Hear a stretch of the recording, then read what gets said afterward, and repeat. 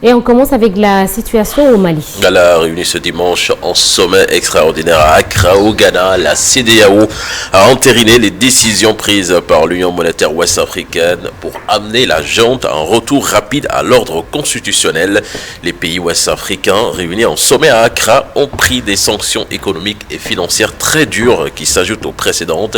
La CEDEAO a ainsi décidé de geler les avoirs maliens au sein de la Banque centrale des États d'Afrique de l'Ouest, de couper les aides financières, de fermer les frontières entre le Mali et les États membres de l'organisation, mais aussi de suspendre les transactions avec Bamako, à l'exception des produits médicaux et de première nécessité, les produits pétroliers et l'électricité, le gel des actifs et des avoirs de la République du Mali dans toutes les banques centrales des pays membres donc de la CEDEAO, le gel des avoirs du gouvernement et des entreprises d'État maliens dans toutes les banques commerciales de la CEDEAO. La CEDEAO donc qui a décidé par ailleurs le retrait des ambassadeurs de tous les pays membres au Mali selon Radio France Internationale.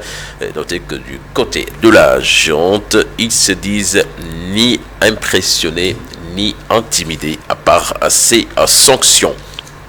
En Éthiopie, les organisations humanitaires suspendent leurs activités dans le nord-ouest du Tigré après une attaque de drones meurtrières contre un camp de déplacés de cette région du nord en guerre contre l'armée éthiopienne. Selon le Bureau de coordination des affaires humanitaires, l'attaque aérienne sur le camp de déplacés d'Edébit dans le nord-ouest du Tigré aurait fait des dizaines de victimes civiles, dont des décès. En Afrique du Sud, cette polémique après la mise en vente d'une clé de cellule de prison du temps où Nelson Mandela était enfermé à Robben Island, l'île prison au large du Cap. Elle a été confiée à Guernesey, une maison d'enchères new-yorkaise par Christo Brand, ancien geôlier et ami de Nelson Mandela. Le ministère de la Culture assure travailler au rapatriement de la clé ainsi que des autres objets mis en vente.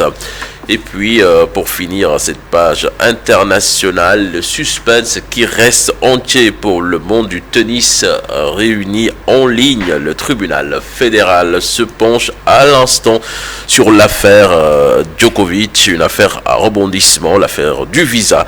Le numéro 1 mondial s'est vu refuser le droit de défendre son titre à l'Open d'Australie pour raisons sanitaires. Les avocats de Djokovic, qui est retenu, rappelons-le, depuis 5 jours dans un centre pour migrants à Melbourne, ont affirmé samedi dans un document déposé auprès du tribunal fédéral qu'il avait contracté le Covid-19 le 16 décembre dernier et qu'il était donc dispensé de vaccins obligatoires pour entrer sur le territoire. Djokovic, cependant, avait assisté à 2 événements publics à Belgrade sans masque le jour même et le lendemain de ce test, selon différentes publications sur les réseaux sociaux. Voilà, sur Nata, c'était là l'essentiel de la